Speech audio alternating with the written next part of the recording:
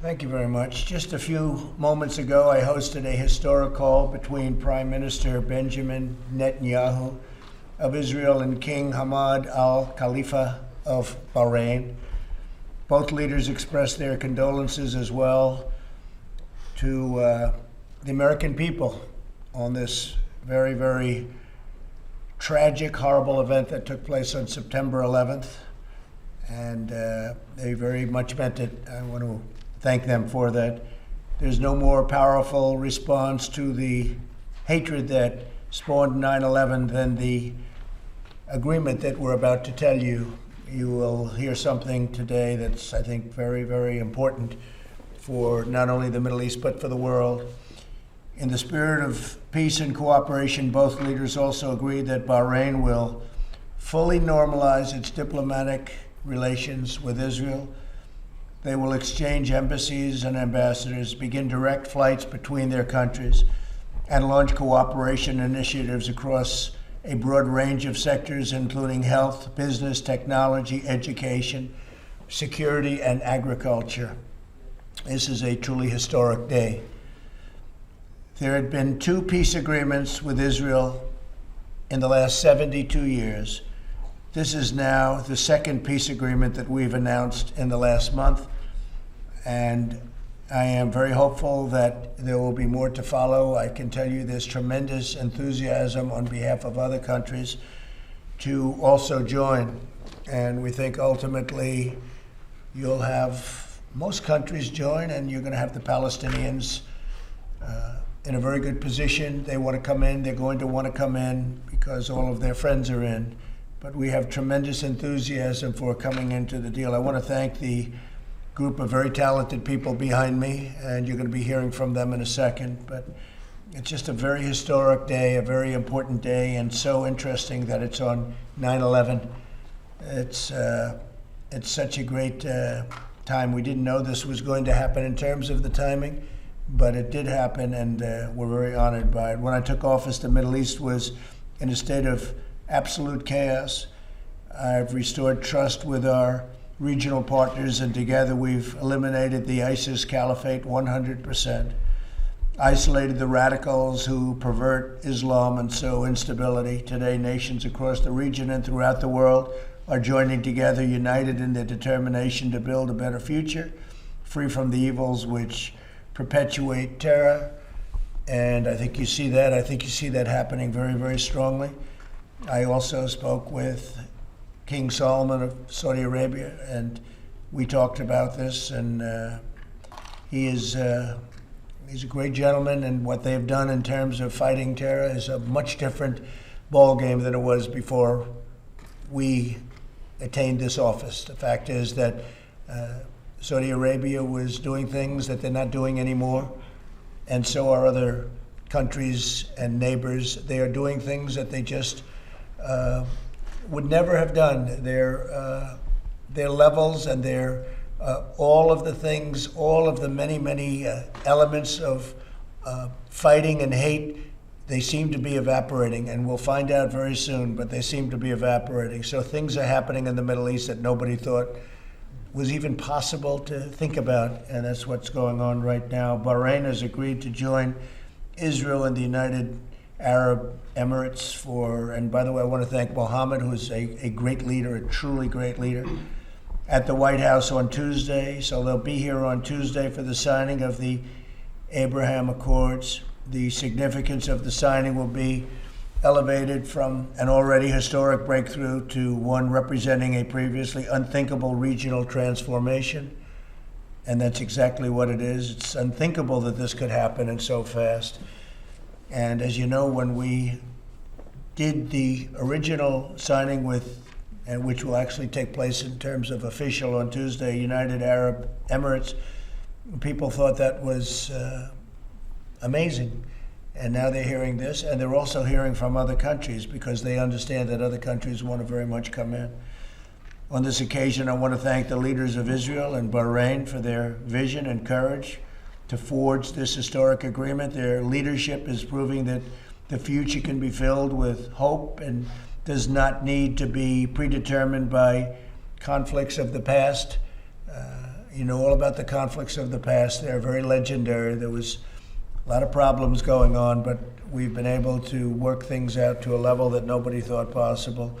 This is really something very special, very, very special. As more countries normalize relations with Israel, which will happen quite quickly, we believe, the region will become more and more stable, secure, and prosperous. In the meantime, we're pulling most of our soldiers out. So we're doing it the opposite way. They were doing it with nothing but fighting and blood all over the place. The sand was loaded up with blood. And now you're going to see that a lot of that sand is going to be loaded up with peace. The United States will continue to stand with the people of the region and work with them and build a brighter and much more hopeful future. So we're very proud of this, and as time goes by, I think you'll see more and more why. I think most of you realize how important it is. Even the New York Times was very generous in their praise of the original deal, and they never thought, I think nobody thought this was going to happen so quickly after the first. But they'll both be here on Tuesday. They're going to be signing. Benjamin Netanyahu will be here. Prime Minister will be here, Israel. And we look forward to that. Just on this deal, because of the importance of the deal, we'll take some questions. But first, I'd like to ask Jared to say a few words, and Mike Pence to say a few words, and some of the folks. David, I'd like you to say something about it, because it's so historic, and these people have worked so hard and so long on it. This is really the culmination of a long period of time. Let's put it that way. I don't want to say how long, but it's a long period of time. It's a great thing. Jared, please. Thank you, Mr. President. And first, I want to thank you for your leadership on this issue. Your first foreign trip was to Saudi Arabia, where you outlined a vision for the region. And all of the promises you made on that trip and all of the things that you foreshadowed have occurred. It's been a strategy that you've stuck with, and I want to thank you for giving me the trust and confidence that you've given me in order to work on this file over the last years, and I think the results that we've achieved has been beyond anyone's expectations, and I believe that there's even more to come. I just returned from the region last week. I was in the Middle East, where I took the first commercial flight that's ever flown from Israel to the United Arab Emirates. That flight flew over Saudi Arabian airspace. It was the first time in 72 years that Saudi Arabia has now waived their airspace to allow commercial flights to fly from Israel back and forth. Bahrain then did the same thing. The United Arab Emirates waived a 48-year boycott on Israel, which was an incredible development. And there are now delegations moving throughout the Middle East, figuring out how to bring the people closer together. What President Trump has done here is unthinkable. He's brought people in the Middle East together. There's been these barriers that have existed that have led to so much instability, so much war, so much loss, so much hopelessness. And we're seeing so much hopefulness now coming. And I will say something that I never thought would be the case, which is that on this last trip, the amount of optimism that has happened, that we're experiencing in the Middle East, is truly incredible. So I just want to congratulate you. I want to congratulate the people of Israel. I want to congratulate the people from the Kingdom of Bahrain. I want to thank their tremendous leadership. And I also want to congratulate the people of the Middle East, because the first deal that you were able to accomplish was so popular that things are really starting to move in a really strong direction. And this makes America safer. It allows us to bring our troops home, and it allows us to work on bringing prosperity to American communities. So really thank you for your leadership. Congratulations on this great success. Great job. Thank you very much, Jared. Mike, please. Mr. President, I can think of no more fitting tribute to the heroes that were forged on this day 19 years ago, and all the heroes that were forged on battlefields ever since, than to see this peace agreement announced today. And Mr. President, you said from early on that we could stand with Israel and we could stand for peace. Your very first foreign trip was to the Arab world to reach out, to create new alliances. You affirmed our support for Israel when you moved the American embassy to Jerusalem. And the strength with which you have approached this has made now this second historic peace agreement possible. And I want to congratulate you and thank you, Mr. President, for your leadership. I also want to thank the people of the Kingdom of Bahrain and the people of Israel for finding a way forward to begin to take one more step toward peace in the Middle East, and to know that in this president and in the American people, they will have an ally with us. The good book says, blessed are the peacemakers. And Mr. President, I just want to congratulate you. I want to congratulate Prime Minister Netanyahu and King Hamad of Bahrain on bringing peace between their nations and widening the reach of peace in the world. Congratulations. Thank you very much, Mike. Great. Our wonderful ambassador to Israel, David Friedman, who has been really something. He's been, I put him there, I knew him for a long time. He's one of the most successful lawyers in the country by far. And at least based on his paycheck, I can tell you that. And he's a great lawyer, he's a great talent, and a great deal maker. And I put him there for a reason. I put him there to get it done. I said, just don't be a regular ambassador like so many are. Just get it done. See if you can bring peace to the Middle East. David, please. Thank you, Mr. President, and I will always be indebted to you for giving me that honor. It's one that I hold extremely dear. Well, as you know, Mr. President, people have thought about the Middle East for the past 100 years or more as a place of violence, of hopelessness, of suffering, of war. What we're seeing real time in this room today and last month, we're seeing the paradigm of the Middle East completely change. The world is turning in a very positive way, and it's all because, if I may say, because of the policy that you began in May of 2017 of trusting our allies, of empowering our allies, and in my case, of course, of being the greatest friend that Israel has ever had, of putting people on the job who share those values and convictions, and the fruit is now being born in this incredible peace agreement. Your policy of peace through strength has changed the world profoundly for the better, and I'm, as the ambassador to Israel, I am eternally grateful for the changes that you have made for the U.S.-Israel relationship.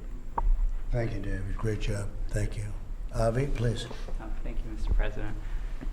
Congratulations. He looks young, but he's not as young. And I will tell you, he's very smart. Go ahead. Thank you, Mr. President, and congratulations on just a tremendous, historic, achievement here today. I think I just speak for everybody in this room, all of my colleagues who've worked in your administration, that thanks to your leadership, there's just a tremendous sense of pride to be an American, to work on these issues under your leadership. And I'm just so appreciative to you and so honored to be part of your team. So thank you. Thank you, Avi.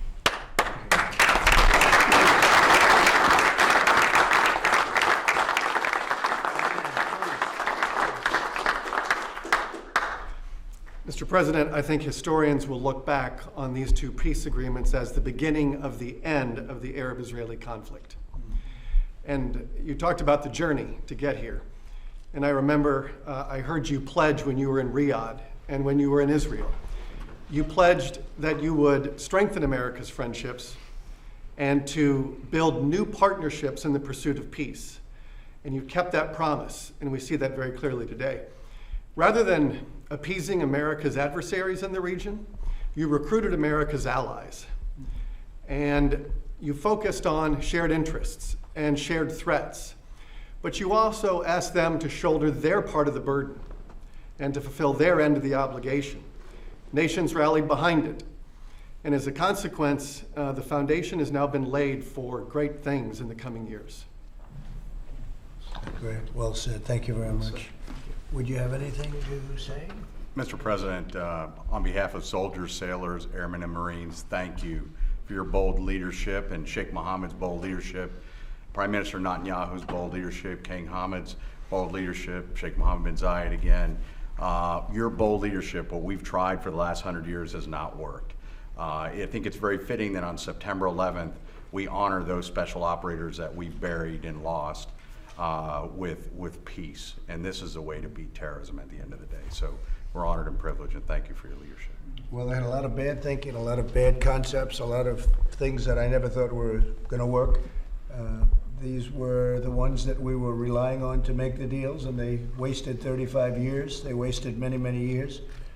And they're the ones that have been critical of us, and look what's happening now. They're all of a sudden saying, I think they made a mistake. They're all saying that about themselves. So I just want to thank this group in particular for staying here and helping us out and doing things that nobody thought could have happened. And under the old concepts of national defense or whatever category you want to put it under, that wasn't working and it was never going to work. And we changed things around very drastically, and then we started to negotiate. And the good news, and I look at David because you know it, you see it, you hear it. The good news is we have many other countries now in the Middle East that want to be in this, and that means peace, because they're tired of fighting. You know, they can fight, and they're all great fighters, and they're warriors. But even great warriors get tired of fighting, and they're tired of fighting. And I can see things positively happening with Iran ultimately. I think that can all work out very well, and I think that so many great things are going to happen. And then we can also discuss the Palestinians. I think the Palestinians are going to end up doing something that's going to be very smart for them. And all their friends are coming into this, and they want to come into it. They want to come into it very badly, and I can see a lot of good things happening with respect to the Palestinians, which would be really wonderful. Whether you were on their side or not on their side, people want to see it all brought to an end, and brought to an end quickly. So that's going to be very important. But this is a very historic day. Would anybody else like to say anything? Please, go, please. Mr. President, I just want to thank you and Ambassador O'Brien for giving me the opportunity to serve on the National Security Council staff and be part of something historic and be part of a team. Avi and Jared are tremendous leaders, and the opportunity to work with them to do something important has been the highlight of my life. And thank you for letting me do that, sir. And you've been doing this for a long time. You never saw anything like this, right? No. We take a little bit of a different approach. Yes, sir. Anybody? Please, come on, my friend. Mr. President, 19 years ago today, my father and I almost got caught in the crosshairs of that first jet that hit the Twin Towers. That event changed the course of my life. It led me to become a United States Marine, which led to other things that brought me through a strange path here. And I want to thank you for the leadership you've shown. Walter Russell Mead recently wrote, he was quoting Churchill, who once said he got a bowl of pudding. He said, "Take it away, it has no theme." There's now a theme emerging in the Middle East, and it is the theme of what is possible from peace through strength, from not appeasing our enemies and holding our allies and friends close. So congratulations, sir. Thank you very much. And this is a very, very big day. Very, very big day. Would you like to say something? Yes, sir. Like Matt and many others, 19 years ago, within a month of the attacks in 9/11, I and others were conducting operations in Afghanistan. As General Correa pointed out, it's a privilege to be in different historic circumstances today, to be part of a tremendous team with an outstanding leadership. All of it possible, sir, because of your vision, because of your leadership and the relationships of everyone in this room. It's an enormous opportunity. It's something that no one can imagine, but it's an enormous privilege, and I'll always be grateful for it. So congratulations to you, sir, and thank you to you and everyone else here. Well, it is an honor to have worked with all of you. You're really talented people, incredible, and you are willing to be flexible. The word flexible is a very important word, because we weren't going by the old standards and norms. We were going by standards that can get things done, but not only get them done in a much better way. And this is just the beginning. A lot of things are happening, and they're happening very quickly. People want to be involved, and they want to be involved. For the first time, I think some of you have told me the first time ever that you've ever seen anything like this, where they're rushing into an agreement. They want to be involved. They're tired of fighting, as I said. They're tired of fighting, no matter how they are, no matter how great a warrior they are. And you have some great warriors. I know most of them. But it's time. Thank you all very much. Thank you. Please.